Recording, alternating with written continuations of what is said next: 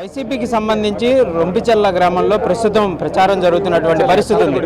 అయితే సొంతనూరుపాడులో ప్రచారం జరుగుతున్నటువంటి పరిస్థితి ఉంది. అయితే నర్సాపేటకి సంబంధించి ప్రజల నుంచి ఎటువంటి రెస్పాన్స్ ఉందనేది తెలుసుకునేటటువంటి ప్రయత్నం చేద్దాం. మనతో పాటు వైఎస్ఆర్సీపీ ఎమ్మెల్యే అయినటువంటి గోపిరెడ్డి శ్రీనివాసరెడ్డి ఉన్నారు. సార్ చెప్పండి, ప్రస్తుతం ఎలక్షన్ మూడ్ అనేది స్టార్ట్ అయిపోయింది. మరికొద్ది రోజుల్లో క్యాంపెయిన్ కూడా పూర్తిగా పెద్ద సంఖ్యలో చేయాల్సినటువంటి పరిస్థితి. ప్రస్తుతం ప్రజల నుంచి రెస్పాండ్ ఏ విధంగా ఉంది?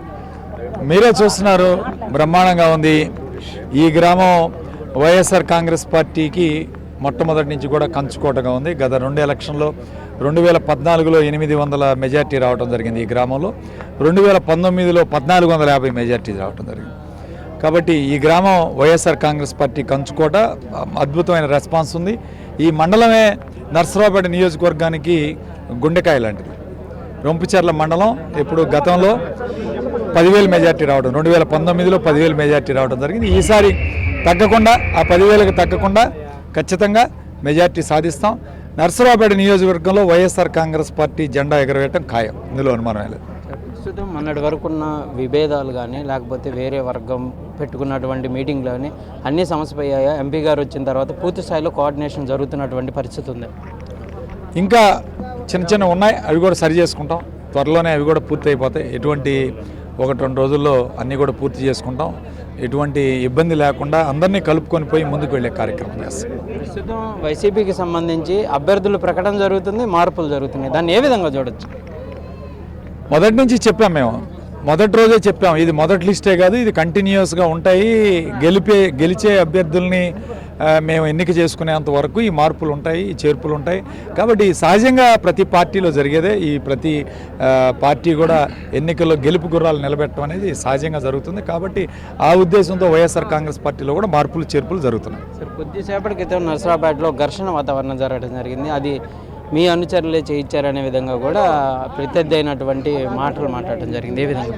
నేను ఈరోజు ఈ కార్యక్రమంలో ఉన్నాను, నాకు పూర్తి వివరాలు నాకు తెలియకుండా మాట్లాడటం కూడా సరైంది కాదు.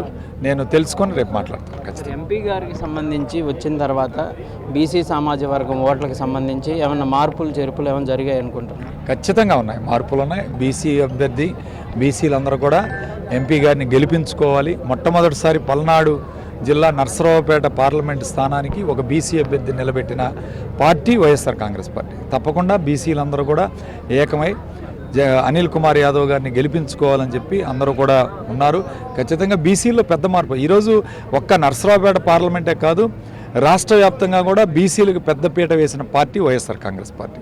ఈరోజు దాదాపు 25 పార్లమెంట్ స్థానాల్లో 11 నుంచి 12 స్థానాల వరకు బీసీలకి కేటాయించడం జరిగింది. అసెంబ్లీ స్థానాల్లో కూడా గతంలో కంటే ఈరోజు ఎక్కువ స్థానాలు బీసీలకు కేటాయించాం.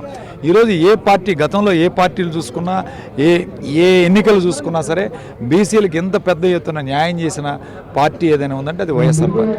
ఇంకా ప్రత్యర్థి పార్టీ నర్సరావుపేటలో అభ్యర్థిని కూడా ప్రకటించలేని పరిస్థితిని ఏ విధంగా చూడొచ్చు సార్? అదే, ఆ పార్టీకి మొదటి నుంచి కూడా 3 గ్రూపులు ఉన్నాయి.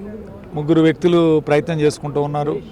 ఈ విధంగా కొంత అనిశ్చితి కదా, ఎమ్మెల్యేని తట్టుకునే స్థాయి వాళ్ళకి లేదనే విధంగా ఉన్నటువంటి పరిస్థితి ఉంది. 2 ఉన్నాయి. వాళ్ళ గ్రూప్ తగాదాలు వాళ్ళకు ఉన్నాయి. అట్లానే మొట్టమొదటి నుంచి కూడా మేము బలంగా పనిచేసుకుంటూ వచ్చాం. ఈ నియోజకవర్గం కాంగ్రెస్ పార్టీకి కానీ వైఎస్ఆర్ కాంగ్రెస్ పార్టీ కానీ మొట్టమొదటి నుంచి దాదాపు 2004 నుంచి కంటిన్యూస్గా 20 సంవత్సరాలు 10 సంవత్సరాలు కాంగ్రెస్ పార్టీ, 10 సంవత్సరాలు వైఎస్ఆర్ కాంగ్రెస్ పార్టీ. ఇక్కడ కాంగ్రెస్ పార్టీ క్యాడర్ అంతా కూడా వైఎస్ఆర్ కాంగ్రెస్ పార్టీ.